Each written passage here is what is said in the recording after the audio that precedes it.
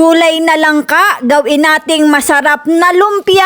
At dahil nga po mga kaprensi ay tagbunga na naman ng mga langka, kagaya nga po na rin nasa tabi ng aking bahay kubo, may bunga na uli. At kung sawang-sawa na nga po kayo sa langka piling ay sa langkang ginataan ay pwede naman po natin gawin niyang lumpia. Kung namumroblema nga din po kayo, gusto ninyong kumain ng langka pero wala kayong panggata, abay pwede na nga po nating padaliin yan. Dahil nga po sa alutuin nating ari mga kaprensi ay hindi na natin kailangan ng panggata. Ang kailangan nga lang po natin ay lumpia wrapper, abay makakakain na tayo ng gulay na langka. At ayan nga po mga kaprensi, tadtarin nga lang po natin yan ng maliliit. Ay mag-aingat lang po kayo ng pagtadtad at baka nga po ay akala ninyo ay langka pa ang inatadtad, ay mga daliri nyo na po pala ang inyong inatadtad. Ay ay makamadali lang po ari mga kaprensing gawin at hindi na nga po tayo magakudkod ng niyog para gawing panggata. Ay tamad yan. At bago nga po natin yan pakuluan ay atin nga po munang ahugasan yan. At ayan na nga po, maglagay na nga po tayo ng mantika sa kawali at nang maigisa na nga po natin ang bawang at saka po ay sibuyas. At ilagay na nga rin po natin yung ating tinadtad na gulay na langka. At pwede nga din po kayong maglagay dyan ng karne kung gusto ninyo. At lagyan nga lang po natin yan ng paminta, asin at saka po ay oyster sauce. At tubigan nga lang po natin yan ng kaunti para nga po ay lumambot yung ating gulay na langka. At habang inapalambot nga po natin yung gulay na langka ay tayo naman po ay maghiwa-hiwa na rin carrots. At hiwa-hiwain nga din po natin ari ng maliliit dahil nga po ari ay alagay din nating panglaho. At ayan nga po mga kaprensi, pagkalipas ng ilang minuto ay lumambot na yung ating gulay na langka. At ilagay na nga rin po natin yung ating hiniwa-hiwang carrots. At dahil nga po wala na ring sabaw yan mga kaprensi ay atin na nga po yung ahunin at atin nga po munang apalamigin bago natin ibalot. Siyempre nga po, fast forward yan ay atin na nga pong ibalot yan dahil nga po yan ay napalamig na natin. At kung lagi nga pong ginataan ang luto ninyo mga kaprensi sa langka ay ibahin naman po ninyo at gawin nating lumpia. At sa paggawa nga po natin ng ganari mga kaprensi ay hindi naman po kamahalan ang kanyang mga ingredients. Kaya nga po kahit hindi na natin lagyan yan ng lahok na karne, basta nga po ay gumawa tayo ng masarap na sawsawang suka, abay pwede na. At kung marami nga po mamunga ang inyong mga langka dyan sa tabi ng inyong bahay, abay pwede nga po ninyo aring ipangbenta. At yung isang piraso nga po na rin mga kaprensi ay pwede ninyong ibenta ng 7 pesos. Ay basta nga lang po mga kaprensi ay sarapan nyo lang ang agawin yung sawsawang suka. At dahil nga po mainit na yung mantika ay atin na nga pong ilagay yung ating lumpiang langka. At dahil nga po naigisa na rin naman natin yung gulay na langka ay napakabilis lang po yung maluto at atin na nga po yung baligtarin. At dahil nga po tayo ay makamahilig sa lumpia ay nako po ay lagi nga po tayong nagaluto ng ganari. At ayan na nga po, luto na nga po yan at atin na nga po yung ahunin ng mapatulo na ang kanyang mantika. At habang inapatulo nga po natin ang mantika niya na isa lang nga po muna natin yung iba pang natitira. Dahil nga po mga kaprensi ay makamabilis lang yang maluto ay luto na nga po lahat ang ating lumpiang langka.